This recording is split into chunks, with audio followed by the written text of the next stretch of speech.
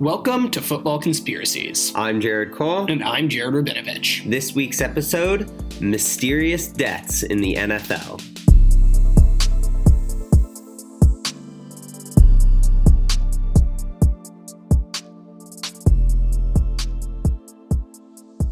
All right, and we're back at it with another week of Football Conspiracies. And J. Cole, you know how this goes. What's your banter for this week? My banter for this week is another Jim Harbaugh update. I didn't do this on purpose. Jim Harbaugh content just keeps coming at me, and all of it needs to be relayed to you guys. Oh, I mean, we have no other outlet for our Jim Harbaugh news. Okay, so this came from the Icebreakers podcast.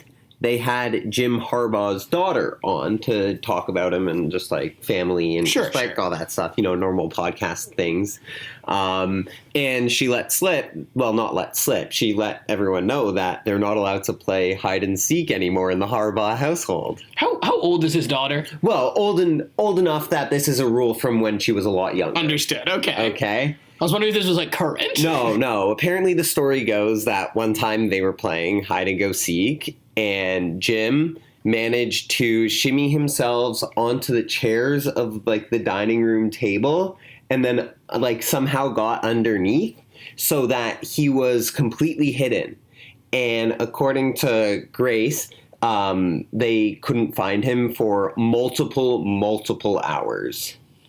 Wow. Yeah, I mean, if it was going to be anyone, it would be him. Yeah, so, like, he stayed hidden the entire time. She says 8 hours, which seems insane. That cannot be real. That's why I said multiple, but... What are the odds that he just, like, snuck out of the house, came back, and was like, I was hiding here the whole time? Yeah. Yeah, no, he had, like, suspended himself under the table and had managed to keep it a secret. You know what? I found him, and he won. That's a good story. I'll give you that. It's ridiculous, but that's the sort of ridiculous that only Jim Harbaugh could bring us. Only Jim Harbaugh. Yeah. So, yeah, there you go. That's our weekly Jim Harbaugh update. Did he have nothing better to do for 8 hours? Like, he's an NFL coach? Well, back then he was probably in his college days. Oh, sorry. He was a D1 coach. Yeah. I forgot how small of a deal that was. Hey, sometimes when you want to be spending time with your kids and taking a nap suspended underneath the dining room table. I want to spend so much time with my kids while they're looking for me frantically for 8 hours. Crazy. Insane. Yeah. So now I guess we're switching to a little bit of a darker note. What do you have for us? What is this? Yeah, so you guys might have heard from the intro to this episode. Might have heard? Yeah, I hope you heard. That we're going to be speaking about some mysterious deaths in the NFL. But this isn't going to be an exactly straightforward episode. And that's because after our little kick on our previous episode where I went down the AI rabbit hole, I kept digging a little bit further. This is definitely not like a part 2 to our last episode, so feel free to keep listening if you haven't had a chance to listen to last week's yet. But this is going to be a bit of a real episode mixed with a bit of AI experimentation, and I'm excited for you guys to see where I went down with this. So the basic concept of this week's episode is that last week when I was discovering all this stuff about ChatGPT and how it knew about us and how to write an episode for us, at some point it gave me a list of ideas for future episodes. Okay. And I was going through these and I was like, you know what? Some of them are like pretty wacky. Some of them are pretty entertaining. We'll get into like some of the wilder stuff that it told me later. But one of the things it gave me was a very interesting episode idea, which I then took and wrote into an episode, which I then fed back into ChatGPT to have it fact check my work. Okay. So this is an idea I got from ChatGPT, wrote the episode myself because it was a good idea, and then had ChatGPT tear apart my work. And the reason I did this was because I wanted to see how it would do on its own concept. Obviously, it's my content, but I think the results were actually like pretty interesting. Okay. So if this is a little bit of a weirdly formatted episode, now you guys know why. But let's dive into this. And we're going to start with the intro that ChatGPT gave me and why I was like, damn, we got to maybe explore this one. The intro it gave was titled A Pattern of Darkness. And the episode title, as you heard earlier, Mysterious Deaths in the NFL. And it began like this. It's easy to laugh at Aaron Rodgers saying Bluetooth can melt your brain. It's fun to dive into Reddit threads about Jennifer Lopez destroying playoff hopes. But today, we aren't chasing meme magic. We're tracing a thread that begins with one dead player and leads to dozens more. This isn't one conspiracy, it's a quiet epidemic. From mysterious suicides to suspicious accidents, something is happening to former NFL players, and no one wants to talk about it. Today, on Football Conspiracies, the mysterious deaths the NFL would rather you forget. Whoa. So that's a pretty intriguing title, right? Pretty deep to start. And when I read it originally, it obviously drew me in because that's intriguing, but it reminded me of another episode that we've recorded. Does that come to mind? No. The CTE cover-up. Oh, yeah. I was actually thinking this kind of sounds like a CTE sort of thing. Which is definitely what ChatGPT was angling towards. Yeah. And I was like, that's a really cool episode idea. What if I found all these cases of people who had these erratic incidents or emotional behavior or crazy deaths in the NFL, and I saw what's the evidence that these people had CTE? It's very difficult to obviously diagnose CTE retroactively. It's actually impossible to. That being said, a lot of people believe that the symptoms have become more clear over time and that being able to look back and retro-diagnose these people, while it's not scientific, it certainly seems reasonable to some extent. Yeah, I get where you're coming. For sure. So we're going to hop into part one, which is actually a story that we've referenced before, but also a really important part of NFL lore in general, which is Jovan Belcher. Jovan Belcher was a linebacker for the Kansas City Chiefs. On December 1st of 2012, he was in an incident which was later deemed a murder-suicide. He was only 25 years old. Oh. Here is how the known story goes. Belcher was undrafted out of the University of Maine, but he carved out a strong role with the Chiefs. He had 4 seasons and over 250 tackles. That's pretty good. Pretty solid seasons. You know, not like going to the Hall of Fame, but he's a solid player. Yeah. On the morning of December 1st, 2012, he shot and killed his girlfriend, Cassandra Perkins, after a reported argument over a late-night concert. Don't really have more details about that, but that's what we know. Afterwards, he drove to Arrowhead Stadium, where he thanked GM Scott Pioli and head coach Romeo Crennel before shooting himself in the head. Wow. It's a crazy story, right? Yeah. And, you know, crazy things happening with NFL players is unfortunately pretty constant, but let's see what the unspoken story is here and maybe the pattern that we're trying to allude to. So Belcher in the past had reported multiple concussions, one in college, several unreported in the pros. So he definitely had some consistent head trauma throughout his short life. He had symptoms, he had plenty of symptoms, and the month before his death, friends noticed increased alcohol use, mood swings, erratic behavior, paranoia, and memory lapses. He actually slept with a gun under his pillow to speak to the paranoia. Yeah. Later, we actually did get to study his brain. So this is one of the reason his death is so famous is not just because the story's so crazy, but this is one of the first real examples that we have of this man had CTE.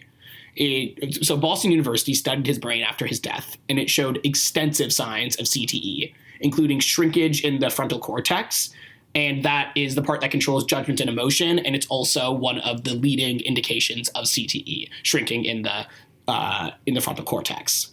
According to the doctor who conducted this study, Anne McKee, Belcher's brain was similar to others with violent behavior and advanced damage. So what is the actual conspiracy here? You know, this was a murder-suicide, but it seems pretty clear that this was CTE. We have pretty clear evidence of that. No one's disputing that. Where the conspiracy comes in on this particular case is that the NFL made no immediate public mention of CTE after this information came out from Boston University. No policy changes followed. Internal Chiefs personnel told ESPN later that Belcher had asked for help and was denied meaningful support. His teammates were rushed back to play a game the next day. Oh, This was 2012. that's terrible. Yeah, and we knew about it. It's crazy. So this is the story that I discovered. And for a good reason, it's one of the most known CTE stories in the NFL. And I think it's one of the prime examples of something that we could point to of the dangers of CTE. But I ran this through ChatGPT, like I said, and now we're at the point where we get to see ChatGPT's fact check. It was a little odd what it came up with. I know this episode sounds a bit discordant, us going back and forth between story and fact check, but it's going to make sense. The fact check that we have right now is that they told me Belcher's blood alcohol level was 0.170 during the incident of the murder-suicide. They told me this should be noted. Not a particular fact that I missed or anything, but it was something that they thought I should add for the cohesiveness of the story. It's also worth mentioning, which I didn't include, that there was a hospital record which the team claimed he had no long concussion history, even though there was many unreported concussive blows that were possible. As they put it, many unreported subconcussive blows possible. Yeah. The last thing is that his mother had filed a lawsuit in January of 2014, a bit over a year after the incident took place, had his body exhumed, which is what confirmed the CTE. So, while there was good reason to believe that he should have been tested for this in the first place, it was pretty hidden. The conclusion that ChatGPT gave me overall is mostly accurate, include alcohol details on lawsuit context. So it's like, I don't really know what to think about that. It was just telling me like, here's how to make it better, even though I asked it for a fact check. Yeah. But I understand the alcohol, just to give another layer of context, that he wasn't, even if he did have CTE, he also wasn't in the right state of mind. Exactly. And the body being exhumed is kind of crazy. I didn't know that was how they found the CTE to begin with. His mother had a suspicion, and she petitioned for it to happen, and obviously she was successful. Yeah. That also doesn't really add much to the story, though. That's exactly what I'm thinking. It's like a cool side fact. Yeah, exactly. It's definitely interesting. I don't know, cool, yeah. But... It's certainly an interesting fact. It's definitely not necessary for the telling of the story, but nonetheless, something maybe a writer would add. The next part that we are going to be moving on to is the story of Chris Henry. Chris Henry was a wide receiver for the Bengals. On December 17th of 2009, he fell out of a moving truck during a domestic dispute. He was 26 years old. Here is the story that we know. Henry had a troubled reputation early in his career. Arrests for assaults, DUIs, marijuana arrests. But by 2009, teammates described him as reformed and focused. On December 16th, during an argument with his fiancée, Lelaine Tonga, Henry jumped into the back of a pickup truck she was driving away in. He fell out of the truck mid-drive and died from blunt force trauma the next day. A lot of people have speculations that maybe it wasn't that he fell out of the truck, he may have been pushed. And that's where the weirdness here kind of begins. No charges were ever filed. The police ruled it an accident, but Tonga's story changed in interviews back and forth. Henry had no drugs or alcohol in his system at the time, according to the autopsy, and texts from Henry earlier that day showed confusion and depressive ideation. So obviously a lot of people were pretty concerned with how the autopsy came out and thinking like, oh, maybe there was some foul play here. But the bombshell came out 1 year later when also Boston University, who's doing great work in the realm of neuroscience, revealed that Henry had stage 2 CTE. Dr. McKee, the researcher who was in charge of this study, said that Henry's prefrontal cortex had degenerative changes beyond what we'd expect at that age. And that is the official story that we have. It's pretty sad, but we see this incident, and it looks pretty clear, to me at least, that there was no foul play going on here. Yeah. But then we go down to the ChatGPT corrections. Okay. And the interesting thing about this one is that what it was very clear to say is that describing the incident as a fall is correct, which I agree with. It was a fall, as far as we know. Yeah. But it was going out of its way to, like, tell me, like, there was no foul play here. And I just kind of found that interesting. It makes me think, like, what information is this AI feeding on that makes it want to say this was a fall? I wonder if the more reliable sources in its system, for example, I suspect there's some reliability score that they have going on, like New York Times is maybe more reliable than the Daily Mail, and the New York Times said they fell, and the Daily Mail said there was sort of foul play, so they give priority to the more quote-unquote reliable sources. Yeah. That's definitely my suspicion, but interesting to see. Exactly. It's interesting to see that what ChatGPT was very, very adamant about is that the speculation about the foul play of his girlfriend should be omitted, and that there is no strong evidence she had changed stories. Pretty interesting. Yeah. And I think accurate too. Yeah. Yeah. Based on the information. Based on information we have. Yeah. Exactly. All right. Now on to part 3. This is the story of Junior Seau. He was a linebacker for the Chargers and the Patriots.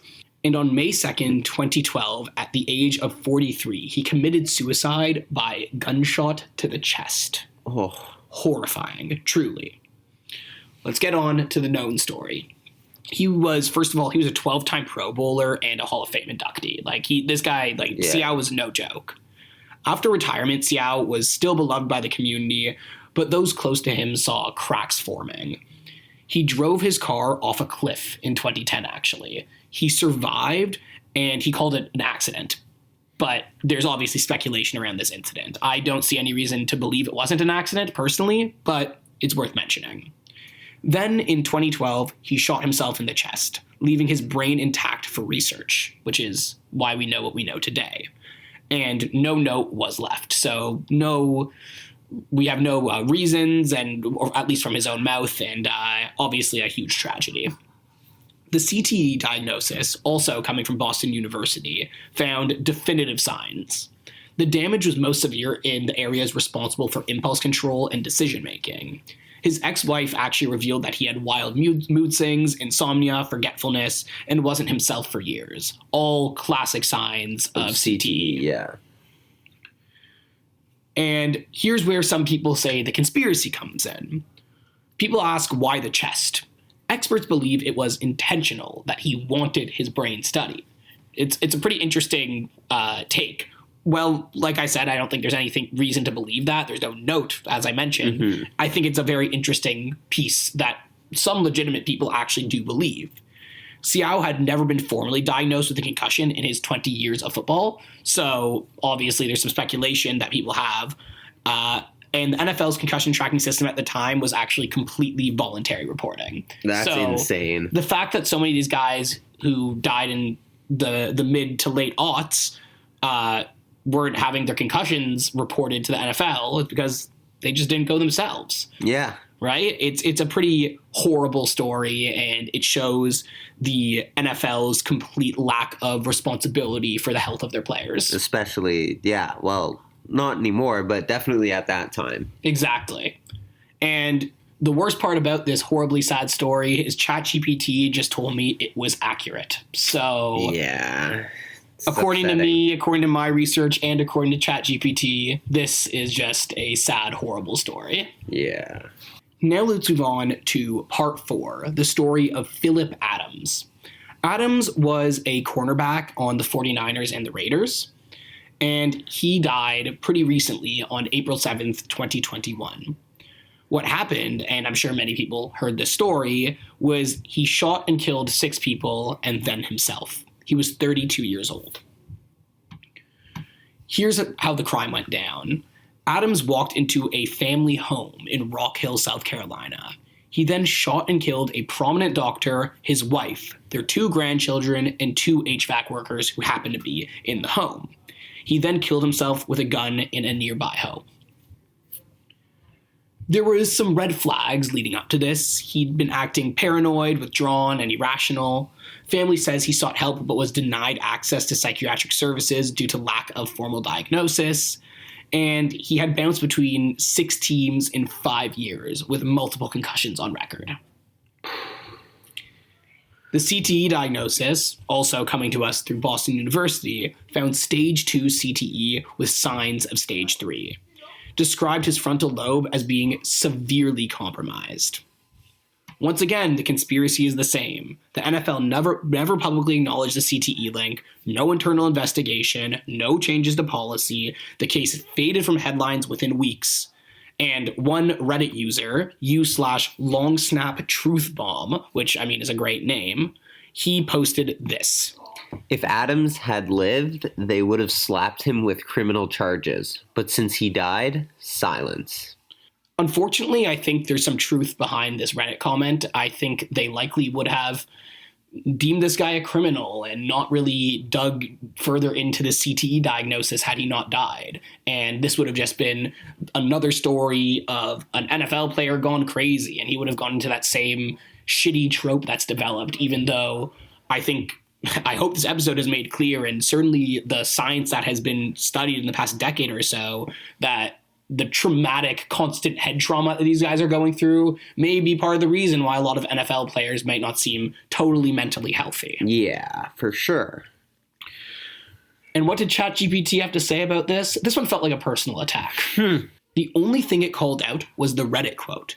It said it was unverified in mainstream sources and told me to consider excluding or noting as anecdotal. Which you did, though. Reddit user blah, blah, blah. Absolutely. I very much indicated that. But even if I didn't, which obviously I always would, but even if I didn't, ChatGPT calling out my use of Reddit quotes, damn, that is half the research for this podcast. the people love a Reddit quote. There's nothing better than a Reddit quote. I mean, remember when we asked it last 2 weeks ago about about creating a conspiracy, and it used a Reddit quote? Yes, exactly. That's why. And now all of a sudden, exactly. No Reddit quotes aren't allowed. This motherfucker. This next part is going to be a bit of a lightning round, which is what has been referred to as the quiet cluster. This is a group of people who all died in mysterious circumstances, likely are linked to CTE, but have really been brushed under the rug in an even more systematic way than those we have previously talked about on this episode. The first one is Dave Duerson in 2011. He was a Bears safety, and in 2011, he was 50 years old. He died by suicide, and he also actually shot himself in the chest. He left a note this time, and this is what he said. Please see that my brain is given to the NFL's brain bank. That is what he said in his suicide note.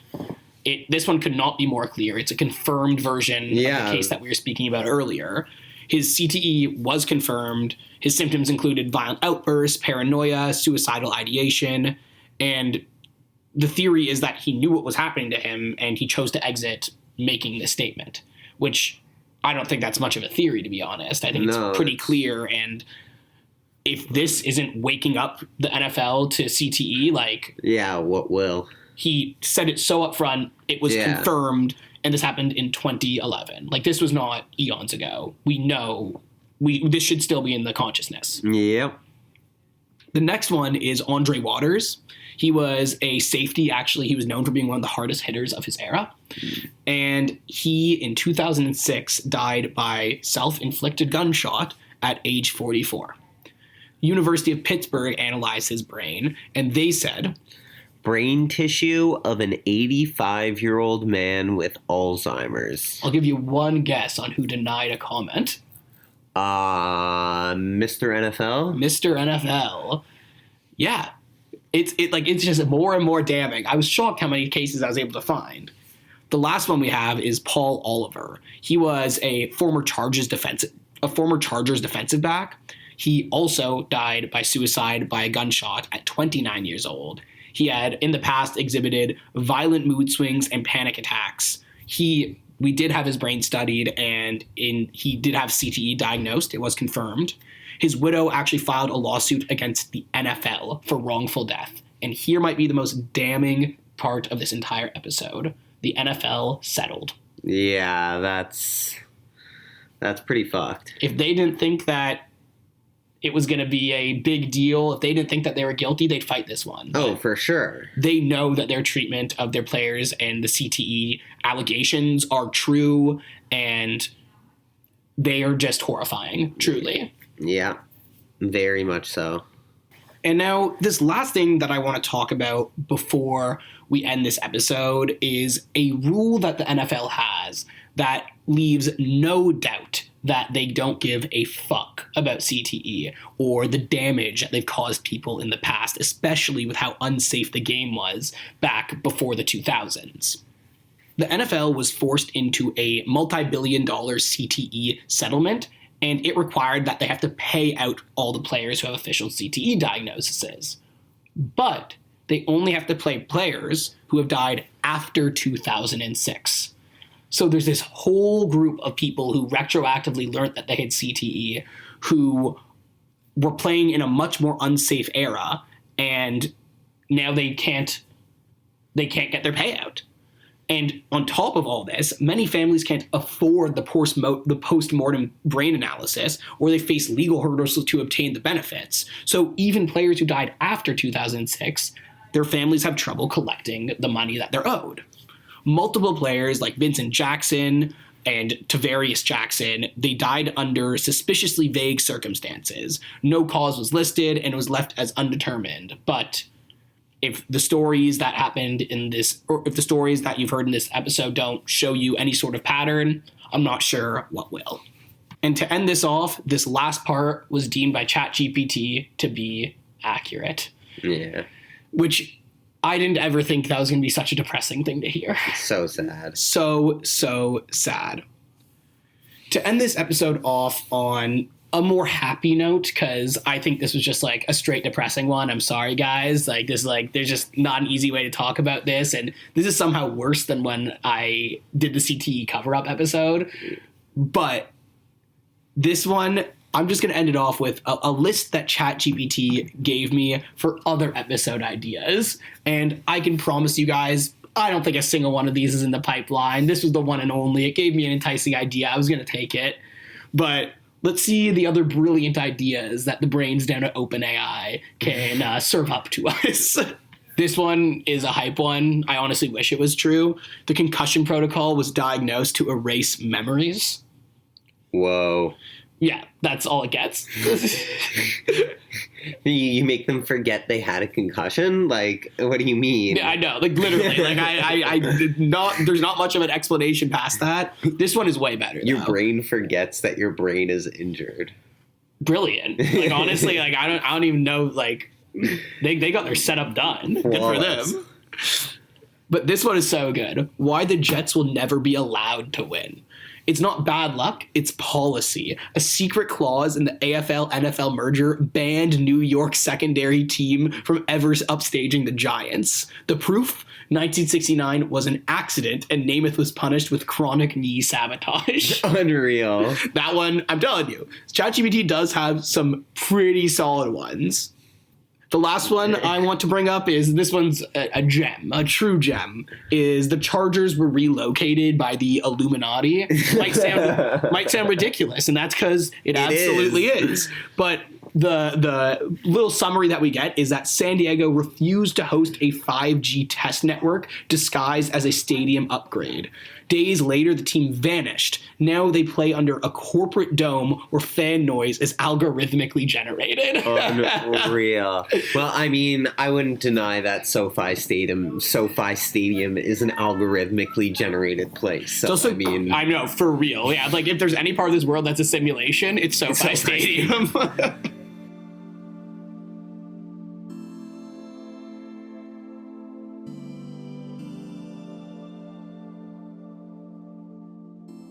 Alrighty, welcome to my end segment where this week I got nothing for you but a bunch of small fun stuff. Oh, we got an end segment smorgasbord. Yes, we do. A new one to add to the compilation. Hell yeah.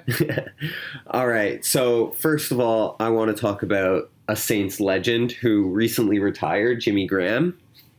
So, did you know that during this off-season, Jimmy Graham rode across the Arctic Ocean for 10 to 21 days? His team slept for a maximum of 90 minutes and rode for nearly 24 hours a day in 2-hour intervals. No, I did not know that, to answer your question.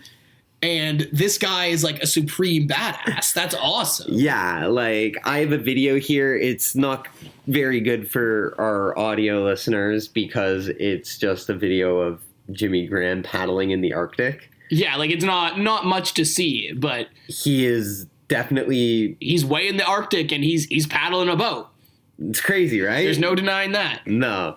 Dude was doing side quests before he retired. Yeah, seriously. What's his retirement going to be like? Oh my God. That's something we got to follow. If this is just the off season, what's the after everything? Oh my God. Yeah, exactly. Yeah, on the watch list. Jimmy Graham's post-career life. List. Yeah, exactly. This happened July 9th. And I had to mention it because it's an absolutely insane. Do you know how college star ranking systems work when talking about more or less? Yeah. Yeah, like 4 stars good, 5 stars the even best. Better. Yes, yeah. Okay, I read this and I had to save it because a 5-star long snapper named Travis Wakefield committed to Auburn over Vanderbilt and Tennessee. So not only was he so sought after that he could deny other people, he is a 5-star long snapper. I wonder what that pays when you get to the NFL. Like you're the biggest big shot long snapper to ever come to the league. Like, yeah, but in the NFL, a true long snapper is really only used for kicks. Yeah, 100%. So you're going to have just a center for kicks and a center for everything else? If this guy's that good at long snapping, then maybe you are. I don't know. But yeah, insane. 5-star. Imagine that. Imagine like he's at the party and the people are like, hey, you're on the football team. What position are you? Long snapper? Honestly, a flex. I don't even know what I'm saying. 5-star long snapper. Never thought I'd hear the day. Never, no. And I mean, with NIL money too, God knows how much a 5-star long snapper can make in college. I mean, if he was denying 2 of these, like it must have been a pretty decent deal, if I had to guess. Speaking of NIL money, it kind of fucked over the Cincinnati Bengals, and then the Cincinnati Bengals decided to fuck themselves over even more. I do explain. So this past draft, this year, 2025, the Bengals selected a guy named Shamar Stewart. Sure. Okay? This whole thing started because of a contract dispute. And he was a first-round pick, so it's not like a contract dispute about money, because dude's going to be making like 18, 19 million off of his starting contract.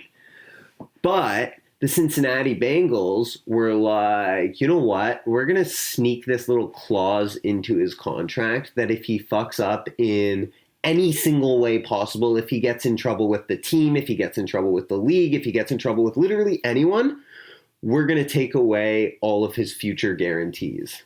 What? And so his agent, Shamar Stewart's agent, is like, yeah, no, you're not signing this piece of shit. Yes, of course. And so Shamar Stewart says, I'm not going to sign this. So he hasn't shown up for training camp with the Cincinnati Bengals. But you know where he is training? Where? With his former college team at Texas A&M. Really? Yeah. Is he making NIL money there? So there's a couple of possibilities that can happen. Either the NCAA twists their rules a little bit because they have a rule stating that once you're drafted, you can't go back to play. Yes. So they might change the rules a little bit. Probably not.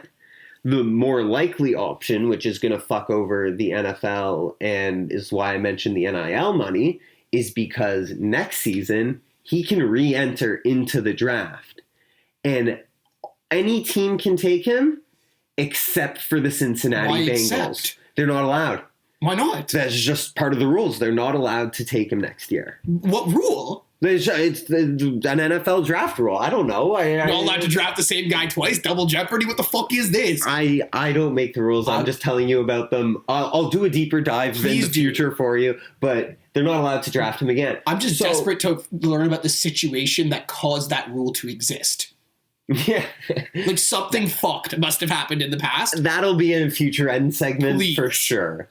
So the reason why this might be a big deal, because if a player gets drafted to a shitty ass team that they don't want to go to, they can just say, fuck it. I've made so much money from college that I can wait a year and not have to worry about funds and Just worry go about back money. to college. Well, even if I can't get accepted, even if the NCAA doesn't allow me to play, I've still made millions of dollars from my time when I was allowed to play in college. So I can take a year off, wait, get drafted by a better team in a later round, because I'm going to fall. Like, I'm a year out without play, but I'm still a top prospect. You're going to fall down in the draft. You might make less money on your contract, but in the long term, it might work out for you. Wow. So the implications. The implications, yeah. So NIL fucking over the NFL in a new way. You never know how it's going to affect. One day it's going to get so messed up that the NIL, like, it's just the NCAA is just going to be the NFL. All the NFL players are going to end up at these college teams. Watch it happen. Yeah, that honestly it might. Honestly, they provide them nicer food than some of these NFL teams. Nicer food, a lot of nicer facilities, places to live, cars. Yeah, like endless money. Endless money. Yeah. And you get to party like you're in college. And you get to party like you're in college, exactly. Yeah, the NFL will soon be going the NCAA route. That is the new football conspiracy, guys. Yeah.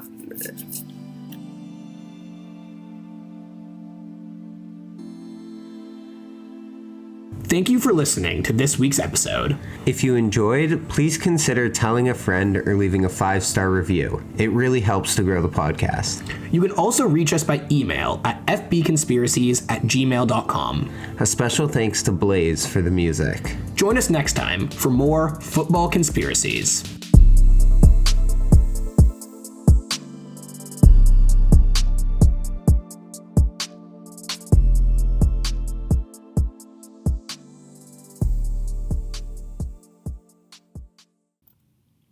All right, Jared. How many chickens do you think it takes to make a loaf of bread?